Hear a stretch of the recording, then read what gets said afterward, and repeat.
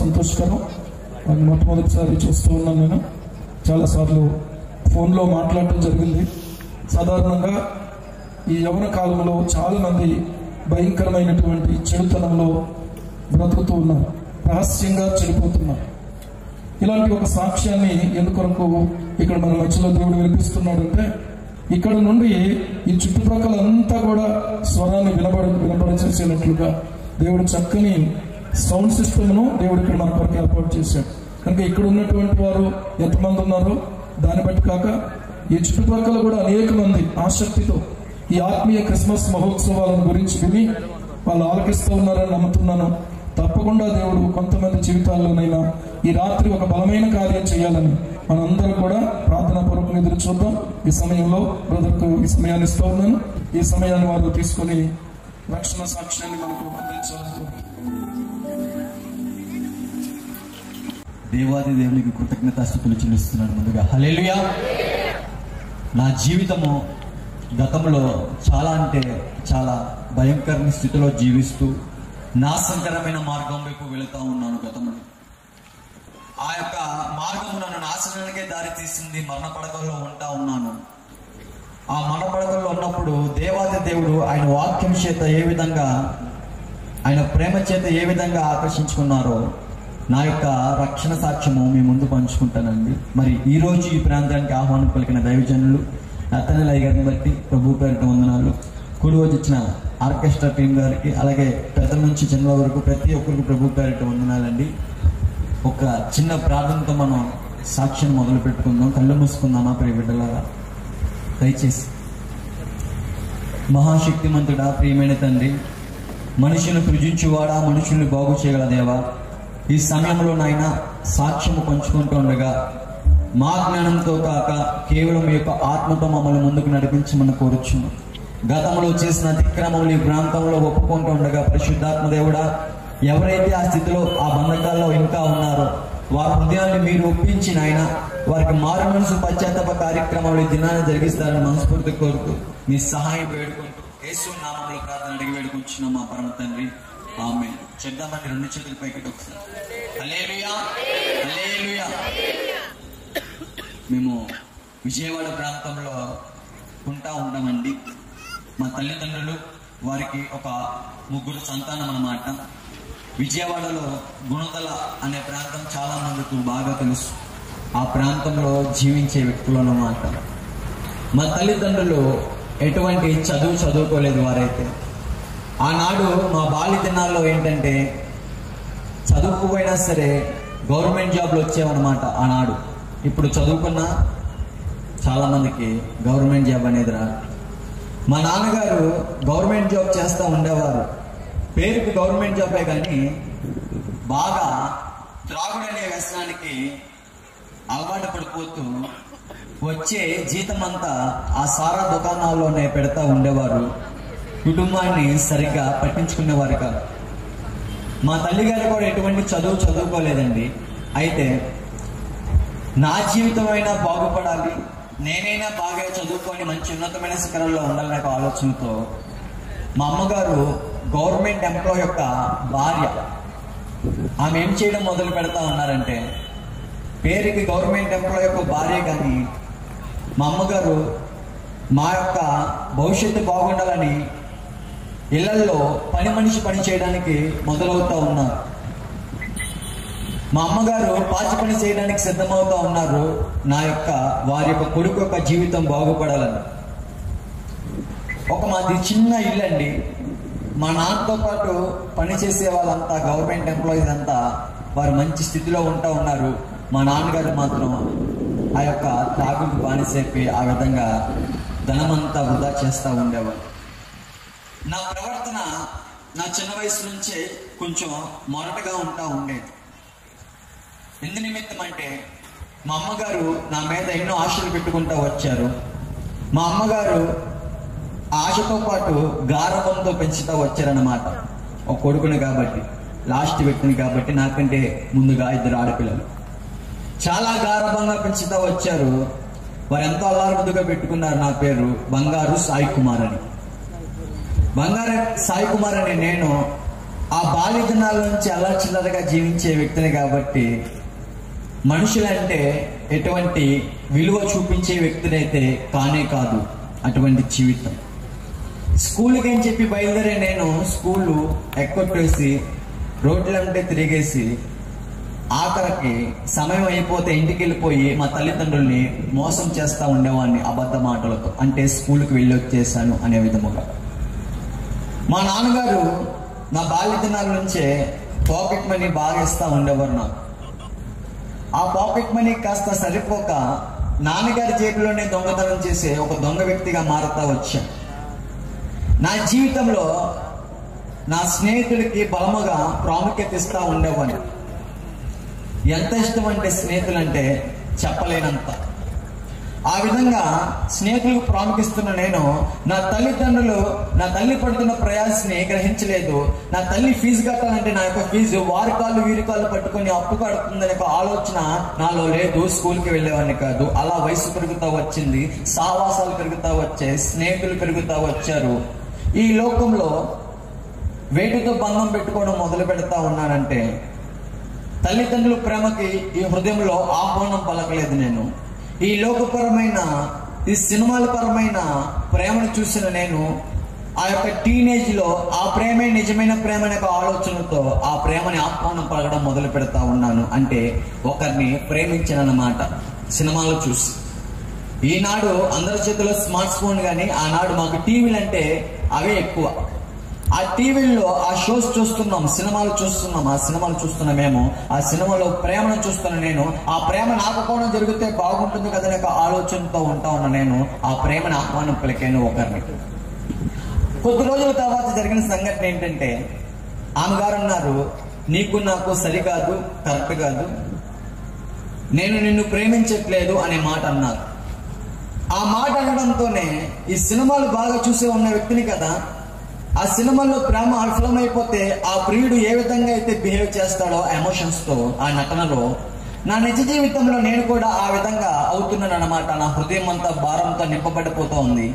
ఒక రకమైన డిప్రెషన్ తో బాధతో ఉన్నాను. నాలో ఉన్న బాధ, నాలో ఉన్న ఆలోచన, నాలో ఉన్న వేదన ఏవి తీసేస్తాయి? నా బాధ పోవాలి ఇప్పుడు ఎలాగా? ఆమె వెళ్ళిపోయింది, ఆలోచన అంతా వేరే రకంగా ఉంటా ఉన్నాయి. ఆ డిప్రెషన్ లో ఉంటా ఉండగానండి ఆ యొక్క సినిమాలో చూసిన నేను ఆ హీరో గారు తన యొక్క ప్రేమ విఫలమైపోయిందని కొన్ని మత్తు పదార్థాల దగ్గరికి ప్రాకులాడుతూ ఉంటారు హీరో గారు. అవే తనకి నెమ్మది సమాధానం ఇస్తేనే ఒక ఆలోచన. అయితే ఆ యొక్క యవ్వన ప్రాయంలోకి వచ్చిన నేను ఆ మత్తు పదార్థాలని ఆహ్వానం పలకడం జరిగింది. ఆ పేరే, ఆ మత్తు పేరు గంజాయి. చిన్న వయసు నుంచే మత్తు పదార్థాలకు అలవాటు పడిపోయిన శరీరము ఇంకా వాటితో 24 గంటలు వాటితో గడుపుతూ ఉండే నేను ఇంటర్ ఫస్ట్ ఇయర్ వరకు వచ్చి ఉన్నాను. ఇంక ఇష్టానుసారంగా జీవించడానికి ప్రారంభం అవుతోంది నా జీవితం. ఎవరి మాట లెక్క చేయట్లేదు, ఆలోచించట్లేదు. అప్పుడు ఆ వ్యసనాలు నా యొక్క జీవితంలోనికి ఆహ్వానం పలికిన తర్వాత అప్పటి వరకు నా తల్లిదండ్రులు పెట్టిన పేరేమని చెప్పానండి? బంగారు సాయి కుమార్. ఆ అలవాట్లు ఆ యొక్క వ్యసనాలతో సంబంధం పెట్టుకున్న తర్వాత నేను పెట్టుకున్నాను పేరు బెజవాడ బ్యాడ్ బాయ్ సాయి అని. అయ్యగారు మీకు పోస్ట్ ఇచ్చారు కదా, ఆ పోస్టర్లో కింద ఆ ఫోటోలన్నీ చూస్తున్నారా మీరు? ఆ ఫోటోలో ఏ విధంగా అయితే ఆ అలంకారం ఉందో ఆ విధంగా ఈ యొక్క జుట్టులు ఏ విధంగా పెంచడం, గడ్డాలు ఏ విధంగా పెంచడం, ఆడవారి వలె ఈ శరీరం అంతా ఇంక ఇష్టానుసారంగా ఇక్కడ నుంచి నా కాలు వరకు ఎక్కడి వరకు పచ్చబొట్లు వేయించుకోవడం, ఇక్కడ దుద్దులు పెట్టుకోవడం, ఇక్కడ పూసలు పెట్టుకోవడం, ఇక్కడ దుద్దులు పెట్టుకోవడం, ఇవన్నీ నేను ఎక్కడ చూశానండి? సినిమాల్లో చూసి. మనకు తెలియకుండానే సినిమాలు భలే ఆ ప్రేరేపణకి లోబడిపోతూ ఉంటామండి. మీకు అర్థమయ్యేలాగా ఒక ఎగ్జాంపుల్ చెప్పాలంటే ఇక్కడ చాలా మంది తల్లులే నాకు ఎక్కువ కనపడుతున్నారు కాబట్టి ఆ టీవీలో కనపడే సీరియళ్ళు కల్పితమా నిజమా అంటే మీరేం చెప్తారు తల్లులారా? కల్పితమే కదండి. అది కల్పితమా, అది ఒక నటన. అది నటన అయితే మరి వారేదో నటిస్తూ వారేదో కంటకు రాసుకొని ఆ ఎమోషన్స్ లో ఏడుస్తూ ఉంటే టీవీ చూస్తున్న మీరెందుకు ఏడుస్తున్నారు నిజంగానే ఏం రాసుకోకుండా అని అడిగితే ఏం చెప్తారు మీరు? మీరేం చెప్పరు. అది నటనని మర్చిపోయి ఈ మనిషి ఏ విధంగా అయితే ఆ ప్రేరేపణకు లోబడిపోతా ఉందో సినిమాలు చూస్తున్న నేను అదొక నటన యొక్క ఆలోచన నాలో లేదు. నేను ఆ విధంగా జీవించాలి, ఈ రకంగా జీవించాలి, ఆ హీరోలా ఉండాలి, ఈ విలన్లా జీవించాలి, ఎవరి మాట లెక్క చేయకూడదు, నాకు నచ్చినట్టుగా ఉండాలి అనే ఒక ఆలోచనతో నా వైఖరి అంటే నా యాటిట్యూడ్ మారుతా వచ్చిందండి. ఆ రకంగా బెజవాడ బ్యాడ్ బాయ్స్ రాయ్ అనే పేరుతో ఇంక ఇష్టానుసారంగా జీవిస్తున్న నేను ఇంకా మత్తు అనే మాట ఏ పదాలకైతే ఉంటాయో అంటే ఏ మందు అనేది, సిగరెట్ అనేది, గంజాయి అనేది, డ్రగ్స్ అనేది ఏమైతే మత్తు పదార్థాలకు సంబంధించినవి ఉన్నాయో వాటితో సావాసం చేయడం మొదలు పెడుతున్నాను. దేనికోసం ఇదంతా అంటే నాలో ఉన్న బాధ పోవాలని అనుకుంటా ఉన్నాను, కానీ నాలో ఉన్న బాధ ఆలోచన విధానం ఇంకా థింకింగ్ మారుతా పెరుగుతా వస్తా వచ్చింది. అయితే ఈ సమయంలో ఏంటంటే ఈ యొక్క వ్యసనాలతో సావాసన చేసిన నేను ఇంకా తనమాన అర్థం కావట్లేదు, తల్లిదండ్రులు అయితే అసలు అర్థం కావట్లేదు అన్నమాట. వారు నా కొరకు ఎంత నన్ను ఏ విధంగా ప్రేమించి నన్ను ఏ విధంగా నా కొరకు వారి జీవితాలు త్యాగం చేసుకున్నారో ఆ ఏమి ఆలోచించకుండా ఇంకా మత్తులతో సావాసం చేస్తున్న నేను మా నాన్నగారి విలువ తెలియకుండా మా నాన్నగారిని ఇదే చేత్తో కొట్టే వ్యక్తిగా మారుతా ఒక మూర్ఖుడిగా అవుతా ఉన్నాను. మా తల్లి గారు నా కోసం ఎంతో కష్టపడతా పాచి పనులు చేసుకుంటా ఉన్నారు కదా, అవి ఏమీ గ్రహించకుండా మా తల్లి గారు నేను ఇష్టానుసారంగా నోటుకు వచ్చినట్టు మాట్లాడుతున్నా. ఏమన్నా తెలుసా, ఎవడు కనుమన్నాడే నిన్ను, నేనేమైనా కనుమన్నాను ఏంటి అనే మాటలతో ఆమెను బాధపడుతున్నాను. అయితే ప్రాముఖ్యత ఎవరికి ఇస్తా ఉన్నానంటే ఎవరికండి, స్నేహితులకి ఎక్కువ ప్రాముఖ్యత. వారికి ఎవరు నా స్నేహితులు అంటే పోలీస్ స్టేషన్లో పలు కేసులు ఉంటాయి. మన నైట్ అయితే మన దారిలో కాసుకొని ఉంటారు కొంతమంది బ్లేడ్ బ్యాచ్, అటువంటి వారితో సావాసం.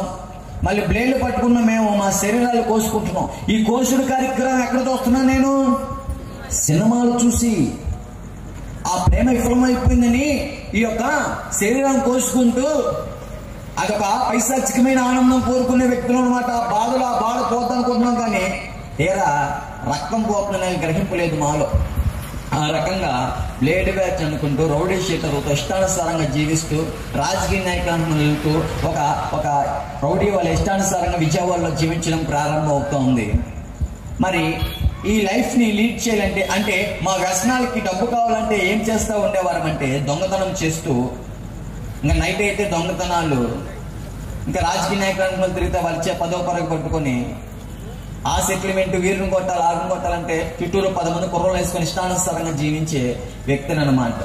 మరి ఈ విధంగా ఉంటుంటే పోలీసు వారు కాముగా ఉంటారండి, ఉంటారా? సన్మానం చేస్తున్నారు చక్కగా. వేటితో? బాగా చెప్తున్నారమ్మా మీరు. లాఠీతో చేస్తున్నారు సన్మానం. ఎందుకు వారు కొడుతున్నారు? వారికి మా మీద ఏమైనా పగుందా? పగ ఉండదు. ఎందుకు? మా బ్రతుకులు మారాలని కొడుతున్నారు వారు. మేము చేసేది తప్పు, అలా చేయకూడదు అని కొడుతున్నారు వాళ్ళు. అయినా మేము మాత్రం మా మూర్ఖత్వం కొంచెం స్టెప్ పెద్దదవుతుంది తప్ప చిన్నది అవ్వట్లేదు. మా అమ్మగారు ఎవరంటే అండి, మరి ముఖ్యంగా ఎవరైతే సౌండ్ సిస్టమ్ ద్వారా వింటున్నారో ఇక్కడ ఉన్నవారో, నేను ఎవరిని ఉద్దేశించి అయితే కాదు, ఎవరిని విమర్శించడానికి అయితే నేను ఇక్కడికి రాలేదండి. మరి నా గత జీవితం మీకు అర్థం కావాలి కదా సాక్ష్యం అంటే. మా అమ్మగారు ఎవరంటే బాగా పూజలు పునస్కారాలు చేసే వ్యక్తి. మేము ఎవరంటే పుట్టుకతో క్రైస్తవం అయితే కాదు, కానీ అన్యజనులం. అంటే నిజ దేవుడి గురించి మాకు తెలియదు. సత్యదేవుడు ఎవరో, పాప విమోచకుడు ఎవరో, యేసుప్రభువు వారు ఎందుకు ఈ లోకానికి వచ్చి పుట్టి ఉన్నారు, యేసుప్రభువు వారు ఎందుకు మరణించారు, మరణించి మళ్ళీ 3 రోజులు ఎందుకు తిరిగి లేచారో ఆ విషయాలు ఏమీ ఎరగని వారం అన్నమాట. ఐందవ కుటుంబం నుంచి వచ్చిన వ్యక్తి. అయితే మా అమ్మగారు ఎవరంటే బాగా ఫంక్షన్ జరిగేటప్పుడు మధ్య మధ్యలో కొంతమంది పెద్దలు ఉంటారు, ముత్తైదులు అంటారు. మీకు తెలుసు కదండి ముత్తైదులు. ఆ ముత్తైదులు కొద్ది గొప్ప కొంచెం మర్యాద ఉంటా ఉండేది. ఆ ముత్తైదుల్లో మెయిన్ పర్సన్ మా అమ్మగారు. మరి ఎక్కడికి వెళ్తున్నా సరే మా అమ్మగారికి మర్యాద అయితే లేదు, కానీ నా జీవితం నా వైఖరి చూసి బంధువులు అందరూ అంటున్నారు, వాని యొక్క బ్రతికేంటి, వాని యొక్క జీవితం ఏంటి, మీ అబ్బాయి వస్త్రధారణ అదేంటండి అలాగుంది, అదేం ఫ్యాంట్ అండి, ఎదరా వెనక మొత్తం సింపేసుకుంటాడు మీ అబ్బాయి, అదేం స్టైల్ అండి, ఇక్కడ పెట్టుకుంటాడు, అదేంటండి ఇక్కడ నుంచి కాలువలకు అన్ని పచ్చబొట్లు ఇష్టానుసారంగా తన శరీరం అంతా ఏంటండి అలాగుంది, అటువంటి మంది కన్నారేంటండి మీరు అనే మాటలతో మా తల్లి గారిని ఎంతో బాధ పెడతా ఉండేవారు. వెనకమలు అంటా ఉండేవారు, ఏమో పెద్ద మనిషి, ఈమె కొడుకునే సరిగ్గా చూసుకోదు కానీ మాకు వచ్చి చెప్పింది నీతులు అన్నట్టుగా మాట్లాడుతూ ఉండేవారు. అమ్మ బాధపడుతూ ఉండేది. అయ్యో సాయి, ఏ ఫంక్షన్కి వెళ్ళినా సరే మా బ్రతుకులు ఇదే విధంగా ఉన్నాయేంటి, మన వంశంలో నీ వల్ల ఎవరు జీవించట్లేదు సాయి, మాతో ఎప్పుడు మాట్లాడు, ఎంతసేపు రోడ్లాంటి మీద తిరుగుతాం, నీ ఫ్రెండ్స్ నీ ఫ్రెండ్స్ రారా ఆఖరికి అని చెప్తున్నా సరే ప్రాముఖ్యత ఎవరికి ఇస్తున్నానండి, స్నేహితులకే ఇస్తాను అన్నమాట. తల్లిదండ్రులు పట్టించుకోలేదు. వారి యొక్క పరిస్థితి ఏ విధంగా ఉందో కూడా ఆలోచించకుండా 24 గంటలు మత్తుతో సహవాసం చేస్తున్నాను. అయితే మా అమ్మగారు బాగా పూజా పునస్కారాలు చేసే వ్యక్తి కాబట్టి తన యొక్క బిడ్డ అంటే నా బ్రతుకు ఏదో విధంగా మారిపోవాలనే ఆలోచనతో దీక్షమాల వేపించారు. దీక్షమాల వేపించిన నాకు 43 రోజుల దీక్ష. ఆ 43 రోజుల దీక్ష ఎప్పుడైపోతుందా, ఆ 44వ రోజు ఎప్పుడొచ్చి దాన్ని వెయిట్ చేస్తూ ఉండేవాడిని నేను. ఎందుకో తెలుసా, మళ్ళీ ఆ 44వ రోజు ఆ బార్ షాప్ అనే దర్శనానికో లేకపోతే ఈ మత్తు పదార్థాలు అనే దర్శనం వైపు వెళ్ళిపోతూ ఉండేవాడిని. కానీ బ్రతుకు ఎటువంటి మార్పు లేదు, ఎటువంటి భయము లేదు, ఎటువంటి భక్తి లేదు. ఆ విధంగా జీవిస్తాం.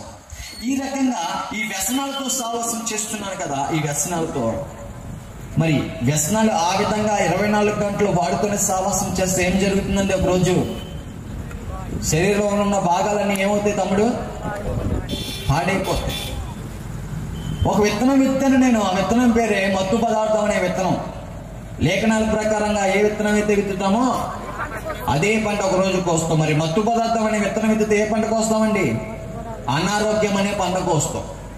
అనారోగ్యం 25 సంవత్సరాలకి నా బ్రతికి ఎలా అయిపోతా ఉందంటే, ఈ 2 ఊపిరితిత్తులు బాగా పాడవుతా వచ్చే, కిడ్నీ ఇన్ఫెక్షన్ అయిపోయింది, లివర్ ఇన్ఫెక్షన్ అయిపోయింది, పేగు ఇన్ఫెక్షన్ అయిపోయింది, డైజెస్టివ్ సిస్టమ్ పనిచేయట్లా, అంటే అరుగుదల అవ్వట్లేదు అన్నమాట. తిండి తిన్నా సరే.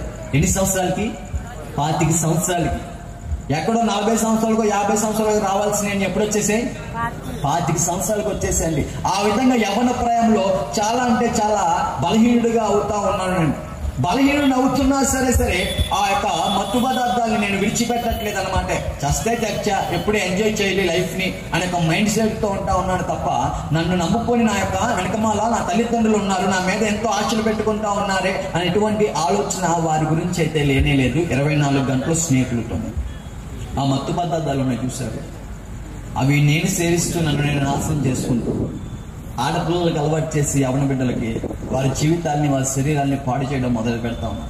నేను అనుకుంటున్నాను ఆ యొక్క శరీర కోరికలు తెచ్చుకుంటేనే ఆనందం అనుకుంటూ వ్యభిచార గృహాల వైపు వెళ్తూ ఈ శరీరాన్ని మాలిన్యం చేసుకుంటున్నాను.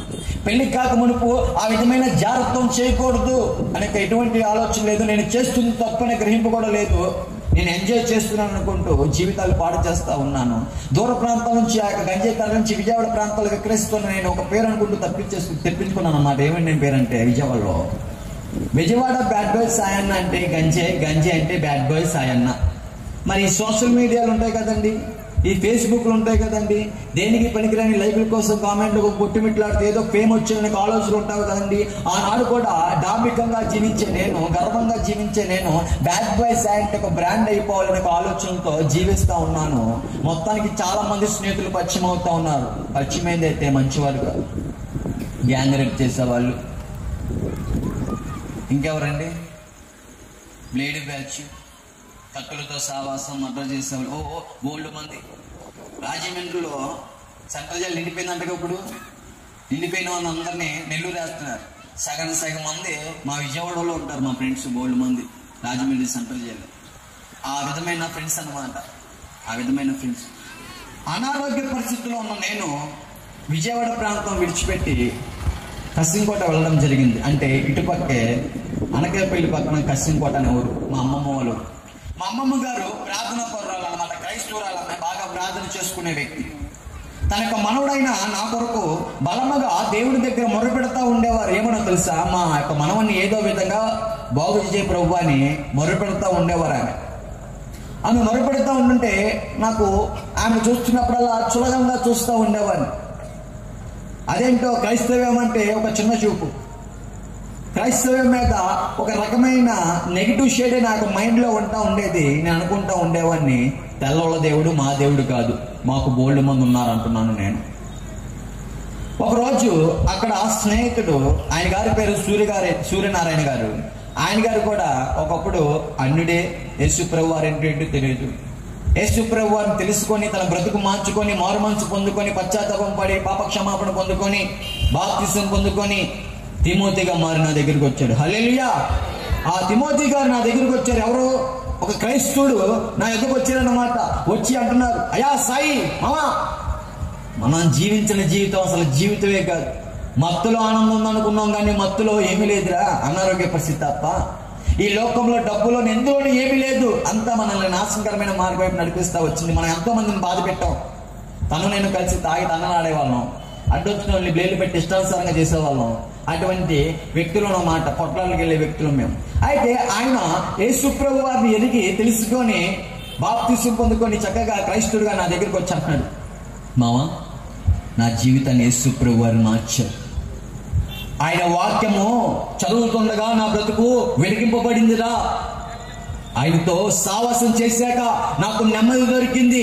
ఈ లోకంలో ప్రతిదీ నాశనానికి దారి తీసిందయ్యా నన్ను. సాయి ఒక్క అవకాశం ఇవ్వా, నాతో పాటు ఎక్కడికి రా, దేవుని సన్నిధికి రా, మందిరానికి రా, దేవుడిని బ్రతుకు బాగు చేస్తాడయ్యా అంటా ఉన్నాడు.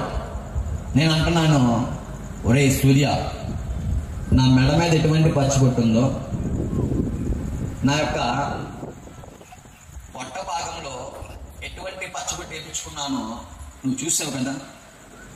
నా ఈ ఫోటోలు బోల్డ్ ఉన్నాయండి, చూపిద్దాం అంటే ఇక్కడ కుదరలా. అందుకే ఏదైనా చూపించిపోతాయి, మీరు నమ్మరు. ఎందుకంటే ఫోటోలో ఉన్న వ్యక్తి ఇక్కడ ఉన్న వ్యక్తి వేరేలా కనపడుతున్నారంటే అని చాలా మంది కన్ఫ్యూజ్ అవుతున్నారు ఈ మధ్య. ఎందుకంటే ఫోటోజెనిక్ ఫేస్ అని ఉన్నది, అక్కడ ఒకలాగా ఇక్కడ ఒకలా కనపడే వ్యక్తి. ఇదేనా చూసి నమ్ముతారేమోనని ఇది చూపిస్తున్నాను అంతే. ఆనాడు అంటున్నాను అనమాట, ఏమన్నా తెలుసా తిమోతితో, రే నేను సోమవారం వస్తే ఎక్కడికి వెళ్తాను నీకు బాగా తెలుసు, నా భక్తి ఏంటో నీకు తెలుసు, నువ్వేంటో నాకు చెప్తున్నావు, అల్లెడే బ్యాచ్ కాకున్నాను. మరి నేను కూడా శివుణ్ణి బాగా పూజించే వ్యక్తిని అనమాట. మీ అందరికీ తుమ్ములు వచ్చినప్పుడు, జలుబు వచ్చినప్పుడు హచ్చ అంటారు. హచ్చని తర్వాత చాలా మంది అమ్మ అంటారు, హచ్చని అమ్మ అంటారు. చాలా మంది తన యొక్క తల్లి గారిని స్మరించుకుంటారు. నేను స్మరించుకునేది ఎవరినంటే శివుణ్ణి. ఈ మధ్య యూట్యూబ్ లో ఒక సహోదరి కనబడుతుంది కదా మీ అందరికీ, అఘోరి గారు. ఆ విధంగా ఏ రకంగా అయితే ఆ వస్త్రధారణ ఉంటా ఉండేదో, నేను కూడా శివరాత్రి వచ్చినప్పుడు ఆ రకంగా వస్త్రధారణ కింద నుంచి పై వరకు ఆమె గారు ఎలాగైతే ఉన్నారో నేను కూడా అదే విధంగా వేసేసుకుంటా ఉండేవాను అనమాట. నేను ఒక అఘోరలా ఫీల్ అయిపోతా ఉండేవాను అనమాట. తిమోతి చెప్తున్నాడు, ఒక్క అవకాశం దేవునికి వయ్యా. మనిషి మీద అధికారం యేసు ప్రభు వారికి తప్ప ఇంకెవరికి లేదు సాయి. పాడైపోయిన జీవితాన్ని యేసు ప్రభు వారు తప్ప ఇంకెవరు బాగు చేయలేరు. ఆయన సృజించిన వాడు, ఆయన బాగు చేయగల దేవుడు. మనల్ని సృష్టించిన దేవుడే మనల్ని బాగు చేయగలడు. ఇదిగో ఈ క్రియేటర్, ఈ యొక్క క్రియేషన్ అయిన మనల్ని క్రియేటర్ అయిన యేసు ప్రభు వారు తప్ప ఎవరి వల్ల కాదయ్యా అంటుంటే, రే నీ దేవుడు నీ గొప్ప, నా దేవుడు నా గొప్ప అంటున్నాను నేను అంటున్నాను అనమాట. నీ నమ్మకం నీది, నా నమ్మకం నాది అంటున్నాను నేను. ఆయన అంటాడు, తిమోతి గారు, నమ్మకానికి నిజానికి చాలా తేడా వస్తాయి. దేవునికి కుల మత భేదాలు ఏముండవు. ఆయన పార్షాలిటీ చూపించే దేవుడు కాదు. ఆయన అందరినీ సమానంగా చూసే దేవుడు. ఆయన అందరినీ ఒకే రీతిగా ప్రేమించే దేవుడు. ఆయన పేరే నజరేయుడైన యేసుక్రీస్తు అని నా స్నేహితుడు చెప్తుంటే తన మాట నేను ఆలకించట్లేదు. అలా ఉండగా ప్రతి హాస్పిటల్ చుట్టూరు తిరిగేస్తున్నాను నేను, ప్రతి స్కానింగ్లు చేపించేసుకున్నాను. కింద మొత్తం ఫుల్ బాడీ చెకప్లు అన్ని జరిగిపోతున్నాయి. వారు ఇచ్చే కోర్సులు ఉంటాయి చూసారా, టాబ్లెట్లు, అవి మింగుతా ఉన్నాను అనమాట ప్రాణం మీద భయంతో.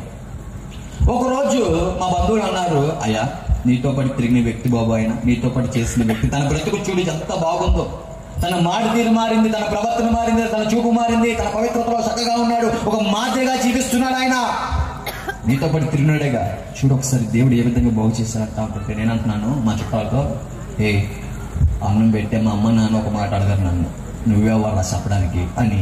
వారి వయసుకి సంబంధం లేకుండా నోరు తెలిసి పచ్చిబూతులు మాట్లాడుతున్నా అన్నమాట. నా ప్రవర్తన, నా వైఖరి ఆ రకంగా ఉండేది. ఎవరు ఇష్టపడేవారు కాదు నా ప్రవర్తన చూసి.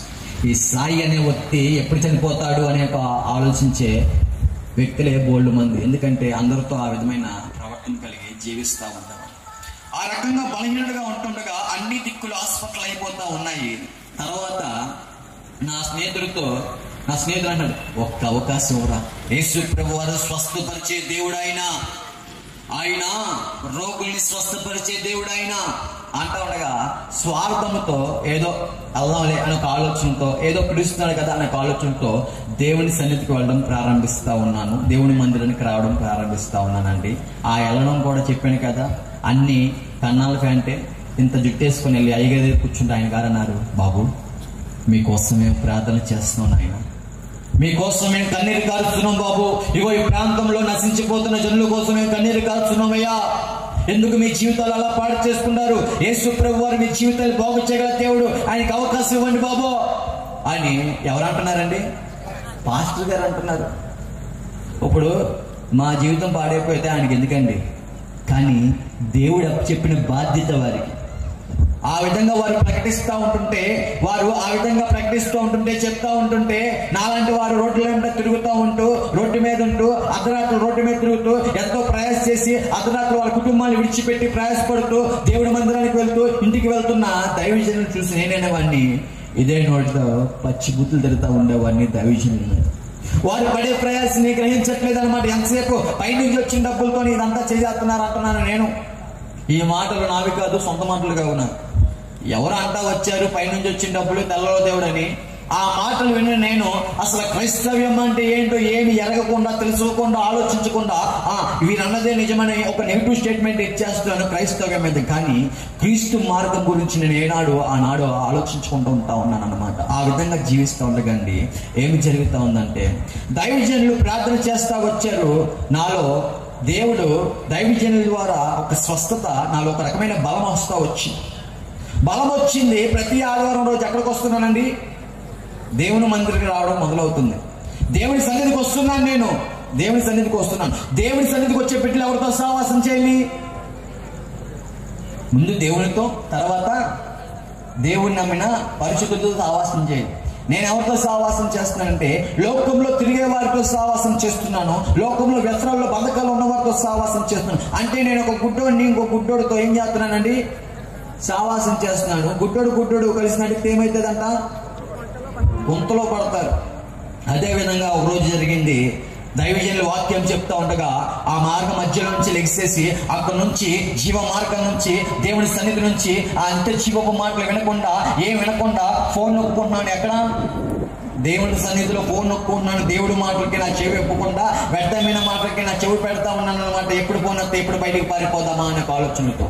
ఆ రోజు జరిగిన సంఘటన ఏంటంటే, దేవుడి మాటలు విడిచిపెట్టేసి ఆదివారం పూట మధ్యాహ్నం వెలిగిసి బయటికి పోయి నేను మరణఛాయలోనికి వెళ్ళిపోతా ఉన్నాను. ఏ విధంగా అంటే, ఆ ఏజెన్సీ ప్రాంతాల్లో ఆ యొక్క స్నేహితులు చెప్పాను కదా, లోక స్నేహితులు అంతా మత్తుకి సంబంధించిన వారితో వెళ్ళిపోతున్నాను కారులో.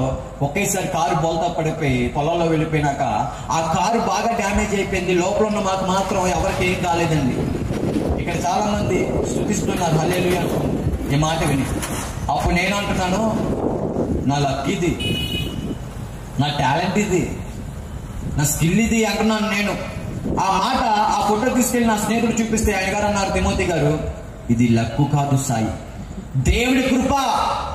నువ్వు ఇంకా సజీవ లెక్కల్లో ఉన్నావంటే దేవుడి కృప. ఎంతో మంది యవనస్తులు మన స్నేహితులు పెట్టలు రాలిపోతున్నారు ఒక్కొక్కలో. నువ్వు ఇంకా సజీవ లెక్కలో ఉన్నావు అంటే దేవుడు నీ పట్ల చూపిస్తున్న కృప, నీ మీద ప్రణాళిక ఆయన చిత్తం ఉంది కాబట్టి నువ్వు ఇంకా సజీవ లెక్కలో ఉన్నావు. నీ వెనక మళ్ళా ప్రార్థన అనే కంచె సాయే అంటా ఉంటుంటే ఆ మాటలు నేను లెక్క చేయలేదండి.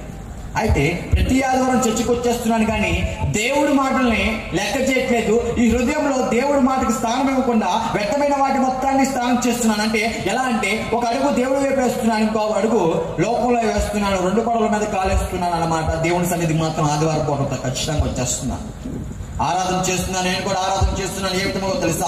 ఇదే నోటితో ఆరాధన చేస్తున్నాను, హల్లెలూయా యేసయ్యా అంటున్నాను. కానీ ఇదే నోటితో మళ్ళీ పచ్చిబూతులు మాట్లాడుతున్నాను, ఇదే నోటితో వారిని వీరిని ఇబ్బంది పెడుతున్నాను, ఇదే నోటితో వ్యసనాలు మళ్ళీ తీసుకుంటున్నాను. స్వస్థలు వచ్చినా నాకు ఏం చేయాలండి? కుదురుగా ఉండాలా? అబ్బే బలం వచ్చేసినమ్మని ఇంకా అయ్యగారికి వీపు చూపించాను, దేవుని సన్నిధికి వీపు చూపించాను, ఎటువంటి కృతజ్ఞత లేకుండా అయ్యగారు వెళ్ళి వచ్చేస్తాననే ఆలోచనతో అక్కడ నుంచి విజయవాడ రావడం జరిగింది. 10 రోజులు తాక్కున్నా నేను. మళ్ళీ 11 రోజు యథావిధి మా వాళ్ళే 10 రోజులు చక్కగా బాగున్నా నేను. మళ్ళీ విజయవాడ వచ్చిన తర్వాత యథావిధి మా వాళ్ళే ఒక నిర్ణయం తీసుకున్నా. ఏంటమ్మా తెలుసా? నేను స్నానం చేస్తానంట, నేను ప్రార్థన చేస్తానంట, అంతేనంట, ఎటువంటి మందిరానికి వెళ్ళనంట అనే ఒక తీర్మానం. అంటే స్నానం చేస్తాను, ప్రార్థన చేస్తాను, ఎటువంటి మందిరానికి నేను వెళ్ళనంటున్నానండి. నేను చేసేదే భక్తి అనుకున్నాను. అందరి దేవుళ్ళు యేసుప్రభు వారు కూడా ఒకటే లేని పక్కన పెట్టారు. ఇది ఏమి గ్రహించకుండా నేను చేసేదే భక్తి లేని ఒక భక్తిహీనుడిగా జీవిస్తూ ఆ రకంగా ఉంటున్న నేను అక్రమ సంబంధాలు పెట్టుకుంటూ ఇష్టానుసారంగా జీవిస్తున్నాను పరాయి వానికి భార్యతో. పరయవానికి వారిని ఆశిస్తే ఆ మార్గము నాశనానికే దారి తీస్తుందని హెచ్చరిక మాటలు ఎన్ని మార్లు వినపడినా సరే ఆ మాటలు ఏమీ పట్టించుకోవట్లేదు అనమాట. నేను చేసేదే భక్తి, నేనే కరెక్ట్ అనుకుంటున్నాను. డబ్బు మీద వ్యామోహం ఎక్కువైపోతుంది. డబ్బు అనుకుంటున్నాను నేను. ఎప్పుడైతే విజయవాడ వచ్చేసానండి, కుక్కతో వంకర అంటారు కదా మన భాషలో, ఆ విధంగా మళ్ళీ నా యొక్క జీవితం యథావిధి మామూలు స్థితికి వచ్చేసింది. అదే అలవాట్లు, అదే స్నేహితులు, అదే కత్తులు, అదే కొట్లాట్లు, అదే అమ్మాయిలు, అదే విధంగా. కానీ మామూలుగా ఏంటిది, స్నానం చేయడం, 2 నిమిషాలు ఆచరణ భక్తి ప్రార్థన చేయడం, లోపల మళ్ళీ తిరగడం. ఆ విధంగానండి తప్పు మీద తప్పు చేస్తూ ఉండేవాడిని అనమాట. ఆ 2 నిమిషాల ప్రార్థనలో ఎంతసేపు నాకు అది జరిగిపోవాలి ఇది జరిగిపోవాలి అంటున్నానే తప్ప నాలో పాపం అనే రోగం ఒకటి ఉందని గ్రహింపులేని పిడివాడిగా జీవిస్తూ ఉన్నాను. అటువంటి పరిస్థితుల్లో ఎటువంటి మార్మన్స్ లేకుండా ఈ స్థితిలో ఉండగా మరొక స్నేహితుడు వచ్చి, అన్న నువ్వు వైజాగ్లో చర్చికి వెళ్ళావంట కదా, మా చర్చికి రావచ్చు కదా అన్న, సావాసం బాగుంటుంది, మంచిగా వాకింగ్ చెప్తారు అయ్యగారు అని ఆహ్వానం పలికితే, నేను చేస్తున్నాను కదా భక్తి ఏంటి, స్నానం చేస్తాను, ప్రార్థన చేస్తాను, ఊరి మీద తిరిగేస్తాను, అదే భక్తి అంటున్నాను నేను. ఆ రోజు ఆ తమ్ముడితో అంటున్నాను, తర్వాత ఎప్పుడైనా వస్తాలేరా, లేకపోతే వచ్చే ఆదివారం వస్తాలేరా అని అవాయిడ్ చేస్తూ ఉన్నాను ప్రతి మాటని. ఆ రోజు డబ్బుకి ఎక్కువ ప్రాముఖ్యత చూపిస్తాను కదా, ధనాపేక్ష ఎక్కువ అయిపోతా వచ్చింది కదా. అయితే అక్రమంగా అంటే పరయవానికి భార్యను ప్రేమిస్తున్నాను నేను, పెళ్లి అయిపోయిన ఆమెను ప్రేమిస్తున్నాను, ఆమె దగ్గర వేల డబ్బులు తీసుకుంటున్నాను, చెయ్యి మొత్తం డబ్బుతో నింపబడిపోతుంది. డబ్బు ఉంటే అన్ని సరిపోతే, డబ్బు ఉంటే అన్ని వచ్చేస్తే, డబ్బు ఉంటే అన్ని నా కాళ్ళ దగ్గరికి వస్తాను భ్రమలో జీవిస్తున్నాను నేను. చేతిలో డబ్బు ఉంది కానీ ఒంట్లో ఏం లేదండి, ఆరోగ్యం లేదు. డబ్బు ఉంది కానీ ఆరోగ్యాన్ని ఏం చేయట్లే, నేను కొనలేకపోతున్నా. డబ్బు ఉంది చేతిలో, హృదయంలో నెమ్మది లేదు. డబ్బుంది చేతిలో, మంచి నిద్ర రావట్లేదు. డబ్బుంది చేతిలో, మంచి ఆహారం భుజించలేకపోతున్నాను. నేను అనుకుంటున్నాను డబ్బు ఉంటే అన్నీ నా కాళ్ళ దగ్గరికి వస్తున్నాను అనుకున్నాను, కానీ నాకేమైతే కావాలో అవి నేను ఏమి చేయలేకపోతున్నానండి, ఏమి కొనలేకపోతున్నాను. ఒకరోజు అదే విధంగా ఆ డబ్బు ఉంది కదా, మళ్ళీ అదే వ్యసనాలతో ఇంకా బలహీన చేసుకుంటున్నాను. నా నోరంతా బాగా బ్లడ్తో నింపబడిపోతూ దగ్గుతుంటే బాగా బ్లడ్ వస్తూ ఉందన్నమాట. ఆ విధంగా ఆ మత్తులతో సావాసం చేస్తున్నాను నేను. అవి నన్ను, నా శరీరాన్ని నాశనం చేస్తున్నాయనక గ్రహింపు కూడా లేకుండా జీవిస్తున్నాను. ఆ విధముగా నా స్నేహితులు ఎన్నో మార్లు చెప్పారు, అరే నువ్వు ఆ విధంగా ఉంటే నువ్వు మరణిస్తావు అంటున్నా సరే ఎటువంటి లెక్క చేయకుండా నేను జీవిస్తున్నాను. ఆ రోజు చేతిలో డబ్బు కూడా అయిపోయింది. నా తల్లిదండ్రులు వారితో నేను ఎక్కువ సమయం గడపను, ఎంతసేపు హోటల్లో, ఓయో రూమ్లో స్నేహితులతోనే గడిపే వ్యక్తిని అన్నమాట నేను. ఆ రోజు నా స్నేహితుల మీద ఆధారపడతా వచ్చాను, నాకు డబ్బు కావాలరా. నేను అనుకుంటున్నాను నాకేం జరిగినా సరే నా స్నేహితులు బోల్డ్ మంది ఉన్నారులే, ఊరంతా స్నేహితులు, ఎక్కడికైనా సరే సలాం కొడతారు సాయం అనుకుంటూ. ఇంకేంటి మనకి ఏదైనా సరే మన కాళ్ళ దగ్గరికి వచ్చింది, మన స్నేహితులు, మన ఫాలోయింగ్ ఉంది కదా అని మనుషుల మీద ఆధారపడతా ఉన్నాను నేను. అయితే ఆఖరికి ఏ మనిషి కనపట్లేదు. రాజకీయ నాయకులు అంటే మనం తిరిగాను కదా, ఏ రాజకీయ నాయకులు కనపట్లేదు. సినిమా హీరోలు అంటే వాళ్ళ యొక్క సినిమాలు వస్తే ఆ యొక్క ఏమంటారు బ్యానర్లు వేసి పాలపేటలు వేస్తారు కదా, ఓ కులాభిషేకం ఏం చేస్తారు కదా, వాళ్ళు ఎవరు కనపట్లేదు. ఆ సమయంలో నుండి బైబిల్ పట్టుకున్నాను నేను, ప్రేరాలు పట్టుకున్నాను నేను, బయలుదేరాను ఏజెన్సీ ప్రాంతానికి. సువార్త ప్రకటించడానికి అయితే కాదు, యేసు ప్రభువుని పరిచయం చేయడానికి అయితే కాదు. చాలా మంది దైవజనులు వెళ్ళేది ఏజెన్సీకి దేవుని పరిచయం చేయటకు తెలియని వారికి. నేను వెళ్ళాను ఎక్కడికో తెలుసా, పరిశుద్ధమైన గ్రంథం చేత పట్టుకొని గంజే కొనుక్కోవడానికి బయలుదేరాను ఆ యొక్క ఏజెన్సీ ప్రాంతానికి.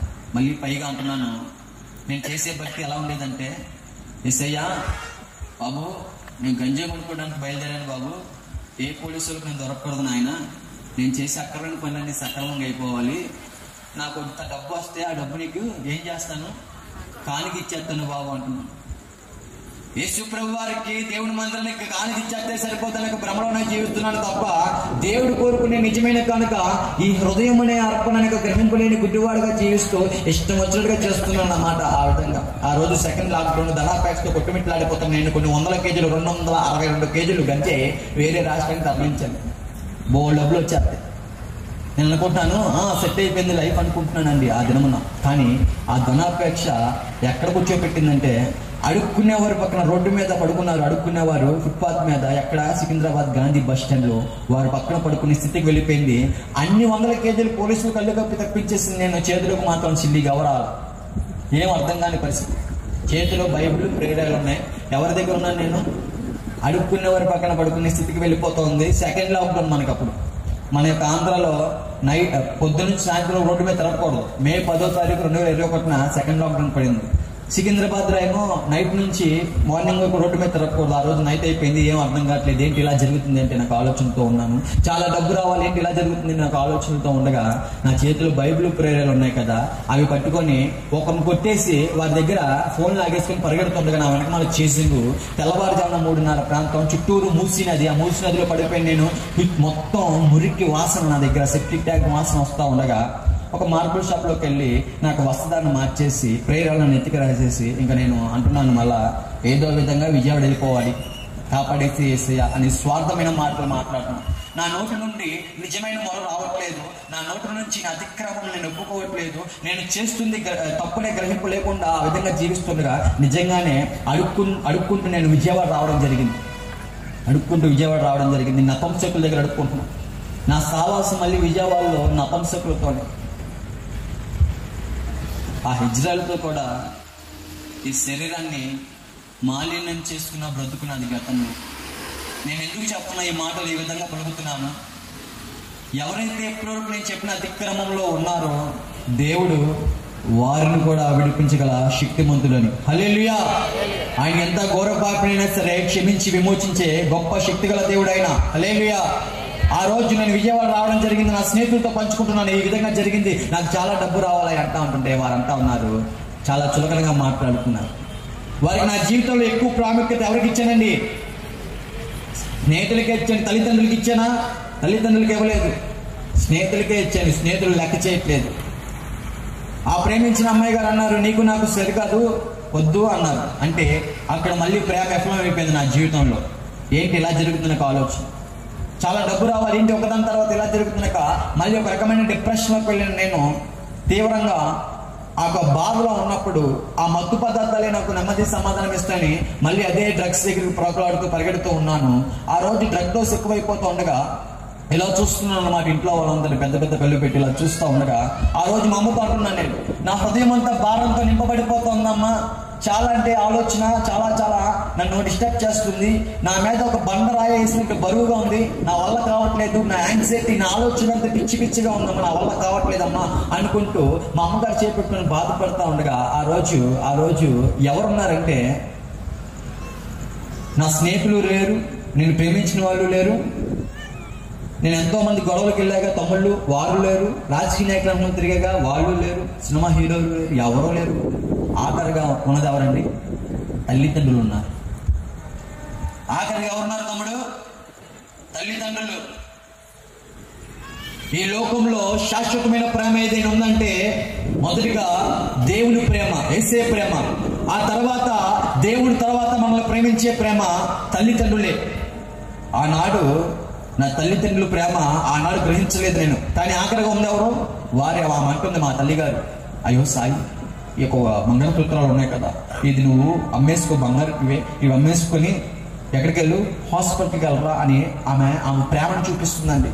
నా దిగులంతా ఏంటంటే, ఏంటి నా స్నేహితులు ఏంటి ఇలా చేస్తున్నారేంటి? నేను పుట్టినప్పటి నుంచి నా తల్లిదండ్రులతో కూడా ఎక్కువ గడపడం, నేను వీరితోనే ఎక్కువ సావాసం చేస్తున్నాను కదా, వీరేంటి ఈ విధంగా నా స్నేహితులు ఆ రకంగా అంటున్నారేంటి? నాకు ఆలోచన ఎక్కువైపోతా ఉంది. చాలా డబ్బు రావాలి కదా, ఏంటి ఇలా జరుగుతుంది? నాకు ఆలోచన ఎక్కువైపోతా ఉంది. మా అమ్మగారు అనడం మాత్రం, వెళ్ళి హాస్పిటల్కి వెళ్ళరా. ఎన్నో మార్లు చెప్తా ఉన్నాం కదా, ఆ వ్యసనాలు మానేనా అని ఎన్నో మార్లు గుండెలు బాదుకుంటూ చెప్తా ఉన్నాం. నీ చేతులారా నువ్వే చేసుకున్నావు సాయి అని అంటా ఉన్నారు. నేను అంటున్నాను, నా వల్ల కావట్లేదమ్మా, నాకు పిచ్చి పిచ్చి ఆలోచన వచ్చేస్తుందమ్మా. ఈ లోక ప్రేమ విఫలం అయిపోతే ఇప్పుడు చాలా మంది ఏం చేస్తున్నారు? సూసైడ్ చేసుకుంటున్నారు, లేకపోతే వారిని చంపేస్తున్నారు. అటువంటి ప్రేరేపణతో ఉన్నాను నేను కూడా. ఈ లోక ప్రేమ అంటుంది చావు లేకపోతే చంపునే ప్రేరేపణతో కొట్టిమిట్లాడుతున్నాను నేను కూడా. పిచ్చి పిచ్చి ఆలోచనతో 2 రోజులైతే నిద్రే పోలేదు. మా అమ్మ చేపట్టుకుని ఆ విధంగా నేను బాధపడతా ఉండగా అప్పుడు ఒక మా అక్కగారు వచ్చారు. వాష్రూమ్లోకి వెళ్ళి నేను నాలో నేనే మాట్లాడుకుంటూ నా జీవితం ముగిసిపోయింది, ఇంకా రోడ్డు మీద తిరిగే పిచ్చోళ్ళలో నేను ఒకరిని అయిపోయాలి అనే ఆలోచనతో, ఆ విధమైన ఆలోచనతో ఉన్న నేను గోల కుదురుతున్నాను. నాలో నేనే మాట్లాడుకున్నాను, కొట్టుకుంటున్నాను. ఏం అర్థం కావట్లేదు, నాకు సమాధానం ఎవరిస్తారు నాకు ఆలోచనతో ఉండిపోతా ఉన్నాను. ఆ సమయంలో జీవంగల దేవాది దేవుడు ఒకరిని పంపించారు. ఆ ఒక్కరే మా పెద్దక్క గారు. మా పెద్దక్క గారు వచ్చారు ఆ రోజు. ఆమె గారి పేరు దుర్గాదేవి. దుర్గాదేవి గారు ఎవరంటే యేసు ప్రభు వారిని విశ్వసించి నమ్మిన వ్యక్తి. కృపా గారు వచ్చి నా దగ్గరికి అన్న మాట ఏంటో తెలుసా? సాయి, యేసు ప్రభు వారు నిన్ను ఎన్నో మార్లు అవకాశాలు ఇస్తా వచ్చారు. నీకు ఒక పక్క ప్రార్థన అంటున్నావు, ఇంకో పక్క ఇష్టానుసారంగా జీవించేస్తున్నావు, ఒక పక్క దేవుడు అంటున్నావు, ఇంకో పక్క లోకంలో తిరుగుతున్నావు, ఇంకో పక్క దేవుడు అంటున్నావు. ఎలా పడతావా నీ శరీరాన్ని మాలిన్యం చేసుకుంటా ఉన్నావు సాయి. చాలా అతిక్రమాలు చేస్తా ఉన్నావు, నువ్వు చాలా తప్పులు చేస్తా ఉన్నావు. దేవుడు అంటే ఆశామాష కాదు అసలు. దేవుడు అంటే ఏదో అనుకున్నావు కదా, క్రీస్తు మార్గం అంటే ఏదో అనుకున్నావు కదా సాయి. నువ్వు చాలా అతిక్రమాలు చేస్తా ఉన్నావు. నువ్వు 2 పడవల మీద కాలేస్తా ఉన్నావు. ఆ గమ్యం నిన్ను నాశనానికి దారి తీస్తుంది. అయితే సాయి, నేను నమ్ముకున్న దేవుడు కరుణామయుడు. ఆయన కనికరము గల దేవుడు, ఆయన కృపగల దేవుడు, ఆయన క్షమించే దేవుడు. ఎటువంటి ఘోర పాపినైనా సరే క్షమించే గొప్ప దేవుడు. ఆయన అనువాడు, ఆయన ఉన్నవాడు, ఆయన సజీవుడు. వెళ్ళి ప్రార్థన చేసుకో. దేవుడు నీకు సహాయం చేస్తాడు, నీ ప్రార్థన ఆలకిస్తాడని నమ్మి ప్రార్థన చేసుకో. నీ అతిక్రమములను ఒప్పుకో. నువ్వు చేసిన అతిక్రమములు, నువ్వు చేసిన తప్పులు ఒప్పుకో. ఆయన మాత్రమే ఈ లోకంలో ఎవరైనా క్షమించగల వ్యక్తి ఎవరైనా ఉన్నారంటే అది యేసు ప్రభువు వారు తప్ప ఇంకెవరు లేరు. వెళ్ళి ప్రార్థన చేసుకో అంటా ఉండగా, ఆనాడు ఒక ఆచరణ భక్తి చేస్తూ ఉండేవాడిని కదా. ఏం చేస్తూ ఉండేవాడిని? స్నానం జరిగేది, గోడ తప్పు తిరిగి ప్రార్థన. ఆ రోజు గోడ తప్పు తిరిగి నేను ఆ సమయంలో ఒక నిజమైన మొర నా నోట్లోంచి రావడం జరుగుతూ ఉంది. ఏమని తెలుసా? నా అతిక్రమంలో నేను చేసిన ఏమైతే ఉన్నాయో, ఆ యొక్క తప్పులు పాపములు ఏమైతే ఉన్నాయో ప్రతి ఒక్కటి ఒప్పుకుంటున్నాను. ప్రభువా, నేను ఘోరాతి పాపిని నాయన. ఇగో ఈ శరీరంతో ఎంతో మంది నేను బాధ పెట్టాను, నా తల్లిదండ్రులు బాధ పెట్టున్నాను. ఏమైతే నేను చేస్తున్న అతిక్రమం ఏమైతే ఉన్నాయో అక్కడ ఆ విజువల్స్ కనపడుతూ ఉన్నాయి. ఒక్కొక్కటి ఒప్పుకుంటుండగా నా కంట్లోంచి మెల్లగా నీళ్లు రావడం జరుగుతూ ఉంది. అలాగే ఆ ప్రార్థనలో ఆ విధంగా ఉంటుండగా ఆఖరిగా అన్నాను, యేసు నామములో అడుగుచున్నాను తండ్రి, ఆమేన్.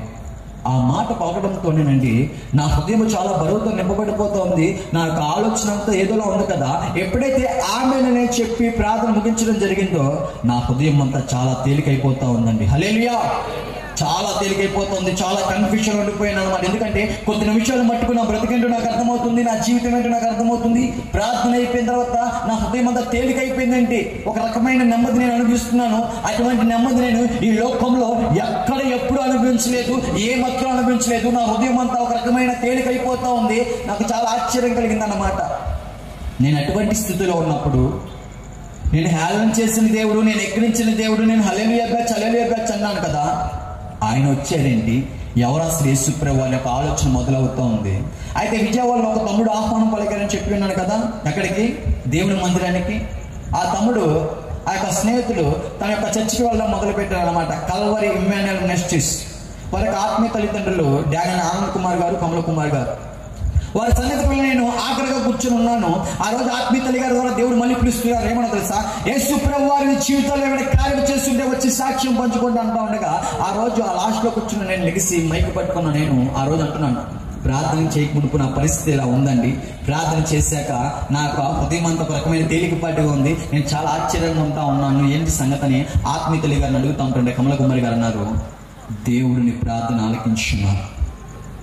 నువ్వు మనుషులతో సావాసం చేసిన నీవు, మనుషులు ప్రేమించిన నీవు, మనుషుల్ని నమ్ముకున్న నీవు, వారి మీద ఆధారపడతా వచ్చావు కదా.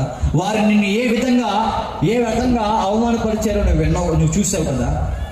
దేవుడి గురించి తెలుసుకో. నువ్వు అటువంటి స్థితిలో ఉన్నప్పుడు నీ ప్రార్థన దేవుడు ఆలకించున్నారు. ఆయన దిక్కులేని దళితులు ప్రార్థన ఆలకించేవాడైన ఆయన నీకు సహాయం చేశారు. ఎక్కడైనా మారు మనసు పొందుకో. ఎక్కడైనా సరే దేవుడితో సావాసం మొదలుపెట్టు. మనుషులతో సావాసం చేస్తే ఉపయోగం లేదు, కానీ మనుషులతో మాట్లాడితే ఉపయోగం లేదు, కానీ ఆయనతో మాట్లాడు. ఆయన సహాయకుడు, ఆయన ఉన్నవాడు. ఆయనతో మాట్లాడంటా ఉండగా అసలు యేసు ప్రభువు వారు ఎవరో అనే ఆలోచన బాగా నాలో కదులుతూ ఉంది. నా హృదయంలో యేసు ప్రభువు వారి గురించి తెలుసుకుందాం నాకు ఆలోచనతో. యేసు ప్రభువు వారి జీవిత చరిత్రలో ఒక మూవీ చూడడం మొదలు పెడతా ఉన్నాను. అందులో యేసు ప్రభువు వారు మాట్లాడడం ప్రారంభిస్తూ ఉన్నారు. పాపులతో ఆయన మాట్లాడే విధానం, ఆయన చూపిస్తున్న ప్రేమ, ఆయన చూపిస్తున్న కనికరము, ఆయన క్షమిస్తున్న విధానం చూస్తున్నప్పుడు నా హృదయం ఒక రకంగా పశ్చాత్తాపం అవుతూ ఉందన్నమాట. ఆఖరిగా యేసు ప్రభువు వారిని సిలువ వేస్తా ఉన్నారు. ఆ యొక్క సన్నివేశాలు చూస్తున్న నేను శరీరం అంతా దమపడుతూ ఉంది యేసు ప్రభువు వారిది. ఆ సన్నివేశం చూస్తున్న నేను నా కళ్ళు మూసుకొని యేసు ప్రభువు వారిని ఏంటి ఈ విధంగా కొడతారని నా తల తిప్పేసుకుంటా ఉండగా ఆదివారం పూట దైవజనుల ద్వారా ముఖాముఖిగా మాట్లాడడం మొదలు పెడతా ఉన్నారు. ఏ విధంగా తెలుసా? యేసు ప్రభువు వారి ప్రేమ గురించి వర్ణిస్తున్నారు. ఆ రోజు యేసు ప్రభువు వారు ఆయన ఏ పాపం చేయలేదయ్యా, ఆయన పరిశుద్ధుడు, నీకు నాకు రావాల్సిన శిక్ష బట్టి ఆయన గాయపరచబడుతూ ఉన్నారు. బాబు అయ్యా, నశించిపోతున్న దాన్ని వెతికి రక్షించడానికి ఈ లోకానికి వచ్చి ఉన్నారు యేసు ప్రభువారు. నశించిపోతున్న నిన్నే ఆ త్రాగుబోతులను, గంజాయిలను, అక్రమ సంబంధాలను, వ్యభిచారాలను, ఆ ధనాపేక్షలను, కుళ్ళు కుతంత్రాల్లో నాశనం అయిపోతున్న వాడా, నీ బ్రతుకును బాగు చేయడానికి యేసు ప్రభువారు ఈ లోకానికి వచ్చి ఉన్నారు. ఆయనకి ఏ భేదము లేదు. ఆయన దగ్గరికి వచ్చిన వారిని రోసి వేసే దేవుడు కానే కాదు. ఆయన హత్తుకొని బ్రతుకులు బాగా చేసే దేవుడు. పాపులు రక్షించడానికి యేసు ప్రభువారు ఈ లోకానికి వచ్చి ఉన్నారు. నేను మాటలు వినపడుతుండగా నా అతిక్రమాలు నాకు అర్థమవుతున్నాయి. నేను ఒక వ్యభిచారిని, నేను ఒక దొంగని, నాలాంటి వారిని అసలు ఎవరు ఇష్టపడరు. నేను ఎప్పుడు చనిపోదామని చూసే వ్యక్తులు బోల్డ్ మంది కదా. యేసు ప్రభువారు నాలాంటి పాప కోసం మరణించడం ఏంటి? ఆయన నన్ను ప్రేమించడం ఏంటి? నాలో ఏముంది అసలు? నేను ఒక ఘోరాది ఘోరమైన పాపిని కదా, నాలో ఏముంది అని ఆలోచిస్తుండగా మళ్ళీ మాటలు వినపడుతున్నాయి. ఇదిగో నీవు గోడ తట్టు తిరిగి చేసిన ప్రార్థన నేను ఆలకించి ఉన్నాను, నీవు కన్నీళ్లు కార్చుట నేను చూచి ఉన్నాను, నేను నిన్ను బాగు చేసేదను అనే మాటలు దేవుడు ఆ రోజు దైవజనుల ద్వారా మాట్లాడుతూ ఉన్నారండి. ఆనాడు నేను మా ఇంట్లో చేసింది గోడ తట్టు తిరిగాను, ఆనాడు నా కన్నీళ్లు కారుతున్నాయి. ఆ రోజు చేసిన ప్రార్థన దేవుడు ఆలకించినారా? దేవుడు బాగు చేస్తాయని నాతో మాట్లాడి ఉన్నారు. అమ్మా ఆత్మీయ తల్లి, ఆయనతో సహవాసం చేయాలంటే ఎలాగా? నాకు ప్రార్థన రాదు, ఏమీ తెలియదమ్మా అంటే ఒకడు గుర్తుపెట్టుకో, నమ్ము, దేవుణ్ణి నమ్ము. ఇక్కడి నుంచి కాదు కానీ నీ హృదయపూర్వకంగా నమ్ము. హృదయపూర్వకంగా తిరిగి ఆయన దగ్గరికి వెళ్ళు. ఆయన వచ్చి నీ ప్రార్థన ఆలకించేవాడు. ఆయనతో మాట్లాడడం ముచ్చటించు, ఆయనతో మొదలుపెట్టి సహవాసం అంటా ఉన్నారు. ఒకటే అన్నారు, నమ్ముటి నీ వలనైతే నమ్మువానికి సమస్తము సాధ్యమే. నువ్వు ఏకాంతముగా మొదలుపెడితే ఆయన అతి సమీపంగా ఉండే దేవుడు. ఆయన నువ్వు మాట్లాడే ప్రతి మాట ఆలకించే దేవుడు అంటా ఉండగా మా యొక్క మళ్ళీ దైవజనుల ద్వారా దేవుడు మాట్లాడుతూ ఉన్నారు. ఏమన్నా తెలుసా? యేసు ప్రభువారు ఏకాంతముగా కొండపైకి వెళ్ళి ప్రార్థన చేస్తూ ఉండేవారు అనే యొక్క మాటలు వినపడుతున్నాయి. మా ఇల్లు చాలా చిన్నదని చెప్పాను కదా, ఇలా స్ట్రైట్ గా 10 నుంచి 12 అడుగులు, ఇలా అడ్డంగా 6 అడుగులు, అదే మా ఇల్లు. మరి మా ఇల్లు చాలా చిన్నది కాబట్టి ప్రార్థన చేసుకోవడానికి కుదరదు అన్నమాట. అయితే ఆ రోజు కొండ ప్రాంతానికి వెళ్ళాను నేను. ఆ కొండ ప్రాంతంలో ఒకప్పుడు గంజాయిలు తాగే వ్యక్తులు మేము. మా యొక్క స్థావరాలన్నీ శ్వసనాల మధ్యలో సమాధుల మీద ఉంటాయి. అక్కడ శవం కాలుతున్నా సరే ఇక్కడ కూర్చొని మందు గ్లాసులో మందు కలుపుకునే రకం అన్నమాట. అక్కడ క్రైస్తవులది ఆ సమాధులు ఉంటాయి కదా, కూర్చోబెట్టి సమాధి కట్టి ఇంటికి వెళ్ళిపోతే ఆ సమాధుల మీద పడుకునే బ్యాచ్ అన్నమాట. అటువంటి వ్యక్తులు మేము, అటువంటి జీవితాలు మాయి. ఆ రోజు మా ఇంటి దగ్గర కొండ ప్రాంతం ఉండగా ఆ కొండ ప్రాంతంలో ఆ మాటలు రాసుకున్నాను నేను. ఏమన్నా తెలుసా? దేవుడు మాట్లాడిన మాటలు, నీవు నా సొత్తు, నేను నిన్ను సృజించున్నాను, భయపడుకో, నేను నీకు తోడే ఉన్నాను, నీ బ్రతుకు బాగు చేసిన వాడిని నేనే, నేను నిన్ను ప్రేమిస్తున్నాను, చూడము నా చేతుల మీద నేను చెప్పి ఉన్నాను, నేను నిన్ను మరవను అనే మాటలు ఆ గోడ మీద రాసుకొని ఆ రోజు దేవాది దేవుడు ఆయన ప్రేమతో నా బ్రతుకుని ఆకర్షిస్తా ఉన్నారు. ఆ రోజు దేవుడితో ఆ కొండ మీద ఒక తీర్మానం చేసుకుంటా ఉన్నాను. ఏమైందంటే ఇంకా 2 చేతులు పైకైతే ఆ రోజు, అయ్యా నా జీవితం నా ఇష్టం వల్లే జీవించున్నాను. గతంలో ఆ యొక్క మార్గం అంతా నన్ను నాశనానికి దారి తీసింది బాబు. నా జీవితం బాగుపడాలని ఆశలు ఉంది కానీ నా వల్ల కుదరట్లేదు ప్రభావ. నీకు అసాధ్యమైనది ఏది లేదండి కదా. నువ్వు ఎటువంటి స్థితినైనా ఎటువంటి బ్రతుకైనా బాగు చేయగల దేవుడు ఉంది కదా. నువ్వు సహాయకుడు అండి ప్రభావ.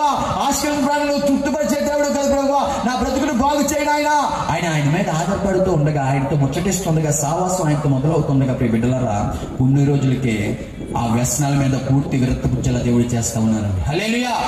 వాక్యము ధ్యానం చేస్తూ ప్రార్థనలో ఆయనతో సావాసం, దేవుడితో సావాసం చేస్తూ ఉండగా దేవుడు ఏంటో, ఆయన విలువేంటో అర్థమవుతోంది. దేవుడు ఎంత గొప్పవాడో, ఒక మనిషి కొరకు దేవుడు చేసిన త్యాగం ఏంటో ఆ గ్రహింపు కలిగేలా దేవుడు అర్థమయ్యేలా చేస్తూ ఉన్నారు. ఆనాడు నా స్నేహితుడు చెప్తుంటే ఏదో అనుకున్నాను కానీ నా స్నేహితుడు యేసు ప్రభువారు ఆయన యెహోవా ఉత్తముని రుచి చూసి నా స్నేహితుడు తెలుసుకున్నాడు. ఆ స్నేహితుడు నేను కూడా తెలుసుకోవాలనే ఆలోచనతో నాకు సువార్త చెప్తుంటే ఆ రోజు నేను అర్థం తిరుగుతూ ఉన్నాను. కానీ నా స్నేహితుడు చెప్పేది అప్పుడు అర్థమవుతుంది. యేసు ప్రభువారు బ్రతుకుల్ని బాగు చేయడానికి వచ్చారు.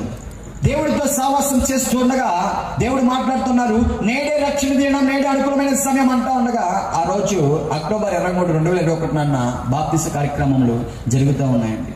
ఆ రోజు నేను కూడా పేరించి అక్టోబర్ 23, 2021 యేసు ప్రభువాన్ని నా సొంత రక్షకుడిగా అంగీకరించి ఈ నోటితో ఒప్పుకొని, ఈ హృదయమందు విశ్వసించి, ఈ నోటితో ఆయన మాత్రమే నిజమైన దేవుడు, ఆయన మాత్రమే మనుషుల్ని బాగు చేయగల దేవుడు, ఆయనకి సమస్తము సాధ్యమే అని నమ్మి, ఆయన మరణించి మళ్ళీ 3వ రోజు తిరిగి లేచారనే సువార్తను విశ్వసించి నమ్మి బాప్తిసం పొందుకున్నాను.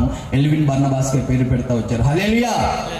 దేవుడి మీద ఆధారపడిన తర్వాత జరిగిన కార్యక్రమం ఏమనగా, ఏ ప్రాంతంలో అయితే తలదించుకున్నానో అదే ప్రాంతంలో దేవాది దేవుడు తలెత్తుకునే పాత్రగా చేసి, నాలో పనికిరాని తీగలు ఏమైతే ఉన్నాయో ప్రతిదీ దేవాది దేవుడు బాగు చేస్తా వచ్చారు. నా మాట తీరును బాగు చేశారు, నా చూపును బాగు చేశారు, నా ప్రవర్తనను బాగు చేస్తూ ఉన్నారు, నా తల్లిదండ్రులు విలువైన అర్థమేలా చేస్తూ ఉన్నారు. ఇక సొసైటీలో ఏ విధంగా ఎవరిని ఏ రకంగా చూడాలో దేవాది దేవుడు అర్థమేలా చేస్తూ ఉన్నారు, ఆయన ప్రేమతో ఆకర్షించుకుంటూ.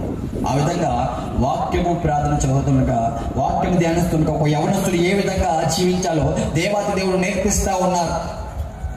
అక్టోబర్ 23, 2021 నాన్న బాప్తీసం తీసుకున్నాను కదండి. బాప్తీసం తీసుకోక మునుపు అన్ని హాస్పిటల్ తిరిగానని చెప్పినాను కదా, అన్ని స్కానింగ్లు జరిగాయని చెప్పినాను కదా. దేవుడితో సహవాసం చేసిన తర్వాత ఆ వ్యసనం నుంచి విడుదల పొందిన తర్వాత ఏం జరుగుతా ఉందంటే, బాప్తీసం తీసుకున్న తర్వాత, బాప్తీసం తీసుకున్న తేదీ నుంచి ఈ రోజు వరకు, డేట్ ఎంతండి ఈ రోజు అయ్యగారు? డిసెంబరు 4, 2024. ఇప్పటి వరకు ఎటువంటి చెప్పలేదు, ఎటువంటి హెల్త్ స్కానింగ్ లేదండి. ఇప్పుడు ఒక సజీవ లెక్కలో దేవాది దేవుడు ఎంతసేపు మోకాలిసి శక్తిని దేవుడు దయచేస్తా ఉన్నారు. ఆయన గాయపడి హస్తంతో స్వస్థత దయచేసి ఈ రోజు మీ ముందు ఒక సజీవ లెక్కలో సజీవ సాక్షిగా దేవుడు నిలబెడతా ఉన్నారు. అయితే నేను అంటాను, దేవునికి అసాధ్యమైనది ఏదీ లేదు.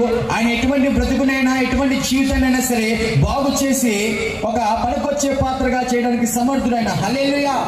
నేను అంటాను, నా జీవితం బాగు చేసిన దేవుడు నీ జీవితాన్ని కూడా బాగు చేయడానికి సిద్ధంగా ఉన్నాడు.